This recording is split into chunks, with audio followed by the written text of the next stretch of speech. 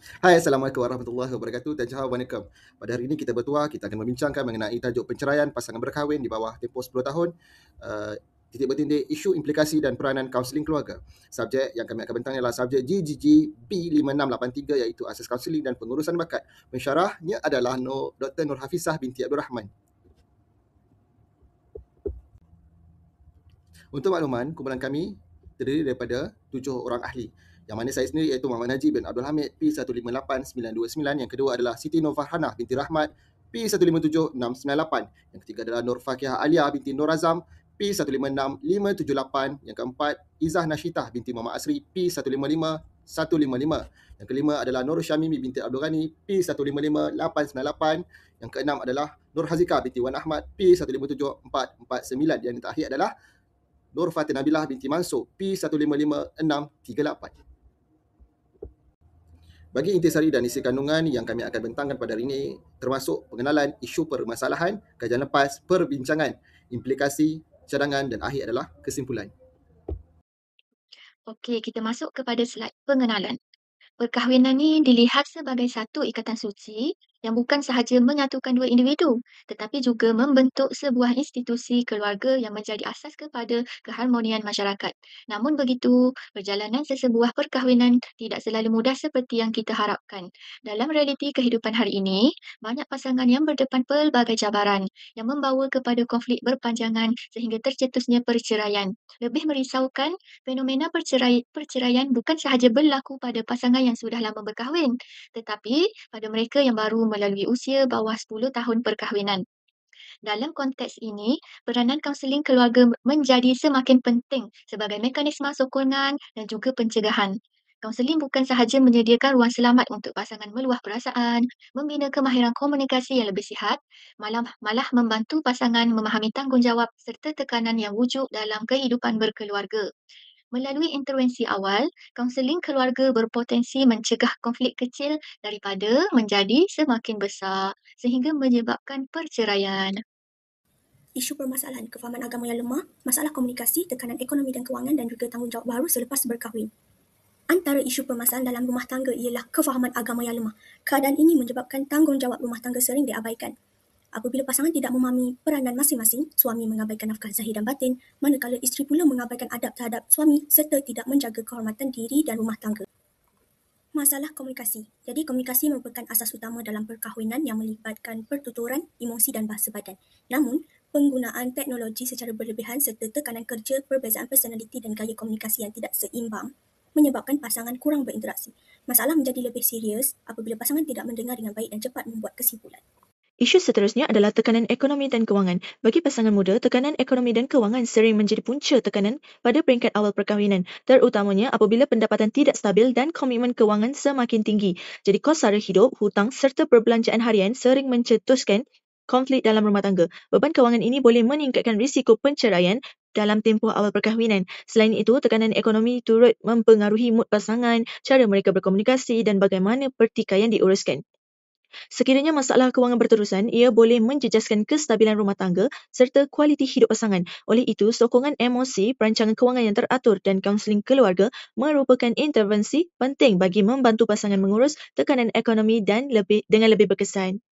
Selain tekanan ekonomi, pasangan muda juga berdepan dengan tanggungjawab baru selepas berkahwin. Perkahwinan membawa tanggungjawab tambahan seperti pengurusan kewangan, pembahagian kerja rumah dan penyesuaian emosi. Ketidakfahaman terhadap peranan masing-masing boleh menimbulkan konflik, terutamanya pada awal perkahwinan. Oleh itu, pasangan perlu memiliki kemahiran komunikasi, pengurusan masa dan keupayaan untuk saling memahami keperluan masing-masing. Bagi pasangan muda yang bekerja, cabaran menyeimbangkan kerja dan rumah tangga boleh menjejaskan keharmonian, masa bersama dan komunikasi. Konflik peranan ini berpotensi menimbulkan keletihan, rasa bersalah dan tekanan emosi. Tekanan adaptasi peranan ini lebih ketara dalam perkahwinan bawah 10 tahun kerana pengalaman dan sokongan yang masih belum kukuh. Justru, persediaan, kesedaran dan ilmu berkaitan tanggungjawab rumah tangga amat penting untuk membina hubungan yang harmoni dan stabil. Bagi sorotan literatur atau kajian lepas berkenaan masalah atau isu perceraian ini dibuat berfokuskan kepada kes perceraian yang berlaku di bawah tempoh 10 tahun dan wujud beberapa isu atau punca kepada terjadinya perceraian dalam kalangan pasangan di Malaysia. Salah satunya adalah melibatkan masalah kewangan yang ditambah buruk oleh gaya hidup yang mewah, yang melebihi daripada kemampuan diri sendiri dan pasangan. Ini dijalankan kajian oleh Abdul Rahman dan Hassan pada tahun 2015. Selain itu, salah guna teknologi melalui media sosial juga dianggap salah satu medium kepada keruntuhan institusi perkahwinan. Sikap membanding-bandingkan dengan pasangan lain dalam mencapai kebahagiaan dan juga kemewahan menjadi titik tolak kepada sehingga berlakunya kepada perbalahan dan runtuhnya institusi keluarga. Kajian ini dijalankan oleh Ghazali dan Abdul Rahman pada tahun 2018. Di samping itu, kelemahan dalam penghayatan dan amalan agama dalam institusi perkahwinan juga diangkat sebagai isu yang turut sama penting dan juga isu utama kepada masalah perceraian dalam kalangan pasangan di Malaysia. Pengabaian terhadap tanggungjawab dan juga hak yang sepatutnya diterima oleh pasangan menyebabkan berlakunya perbalahan dan juga menjadi kepada masalah dalam rumah tangga. Kajian ini dijalankan oleh Syafi'i dan Muhammad Zain pada tahun 2020. Perkara lain yang turut sama menjadi perbualan yang dalam isu perceraian adalah kelemahan dalam institusi sosial yang mengurus, yang mengawal takbir dan membantu pasangan yang bermasalah. Bagi pasangan yang bermasalah, mereka tidak pasti atau tahu tentang kewujudan agensi di sini yang berfungsi untuk membantu dan membimbing pasangan-pasangan yang mempunyai masalah dalam rumah tangga. Dan ini dijalankan oleh SIDIK pada tahun 2016. Seterusnya, bahagian perbincangan iaitu peranan kaunseling keluarga. Menurut Department of Statistics Malaysia 2025, kadar penceraian di Malaysia meningkat kepada 60,457 kes pada tahun 2024, iaitu naik sebanyak 4.1 berbanding tahun 2023. Dan majoriti kes ini melibatkan pasangan berumur 30 hingga 34 tahun dalam tempoh bawah 10 tahun perkahwinan. Pasangan muda ni didapati lebih terdedah kepada konflik awal perkahwinan, dan oleh itu peranan profesional seperti kaunseling keluarga amat penting bagi mencegah krisis rumah tangga dan sebagai intervensi awal sebelum penceraian berlaku. Antara peranan kaunseling keluarga adalah yang pertama, menyediakan ruang yang selamat dan meningkatkan kemahiran komunikasi. Yang kedua, membantu menguruskan tanggungjawab dan tekanan kehidupan berkeluarga. Dan yang ketiga, intervensi awal untuk mencegah penceraian. Peranan kaunseling keluarga yang pertama adalah menyediakan ruang yang selamat dan meningkatkan kemahiran komunikasi. Kaunseling keluarga berperanan dalam menyediakan ruang yang selamat dan profesional untuk pasangan meluahkan kebimbangan serta konflik tanpa rasa dihakimi. Dalam sesi kaunseling, pasangan dibimbing untuk mendengar dengan empati, menyatakan perasaan dengan jelas dan mengamalkan komunikasi yang konstruktif. Hal ini kerana kajian menunjukkan masalah komunikasi berkait dengan tahap kepuasan perkahwinan dan kesejahteraan psikologi yang rendah. Dengan melalui pembinaan kemahiran komunikasi yang efektif, kaunseling membantu pasangan mengurangkan salah faham, menguruskan konflik dengan lebih baik serta meningkatkan persefahaman dan keharmonian rumah tangga, khususnya bagi pasangan muda yang masih lagi dalam fasa penyesuaian awal perkahwinan. Yang kedua adalah membantu menguruskan tanggungjawab dan tekanan kehidupan berkeluarga. Kaunseling keluarga membantu pasangan menguruskan tanggungjawab harian dan tekanan kehidupan berkeluarga. Dalam sesi kaunseling, kaunselor akan membimbing pasangan memahami peranan masing-masing serta membahagikan tanggungjawab secara adil. Strategi praktikal turut diberikan bagi menangani tekanan kewangan dan emosi dengan lebih matang. Kajian lepas mendapati bahawa intervensi kaunseling yang sistematik dapat meningkatkan kepuasan perkahwinan dan kesejahteraan psikologi. Dan pendekatan ini membantu dalam meminimumkan konflik dan membina rumah tangga yang stabil dan harmoni. Yang terakhir adalah intervensi awal untuk mencegah penceraian. Kaunseling keluarga berperan sebagai intervensi awal untuk mencegah penceraian dengan mengenal pasti punca masalah sebelum konflik menjadi lebih serius. Intervensi ini memberi sokongan kepada pasangan yang telah berkahwin dan ianya berbeza dengan kursus pranikah atau kursus nikah yang bersifat sebagai persediaan awal. Kajian lepas mendapati kebanyakan pasangan hanya mendapatkan kaunseling apabila masalah berada pada tahap kritikal. Sebagai contoh, apabila pasangan itu menghadapi masalah yang serius yang dah tak dapat diselamatkan, barulah mereka berjumpa dengan kaunselor untuk mendapatkan kaunseling. Dan ini menunjukkan kurangnya kesedaran tentang kepentingan kaunseling keluarga sebagai langkah pencegahan awal. Melalui intervensi awal, isu kewangan, isu komunikasi dan emosi juga dapat ditangani dengan lebih berkesan. Dan pendekatan ini membantu menyokong kestabilan dan kesejahteraan rumah tangga dalam jangka masa panjang. Secara keseluruhannya, kaunseling keluarga memainkan peranan yang amat penting dalam memperkukuhkan hubungan rumah tangga. Dan kaunseling bukan sekadar ruang luahan emosi, malah berfungsi sebagai alat praktikal dalam menangani cabaran kehidupan berkeluarga. Dan melalui kaunseling, pasangan dapat meningkatkan keharmonian dan menyelesaikan konflik secara konstruktif.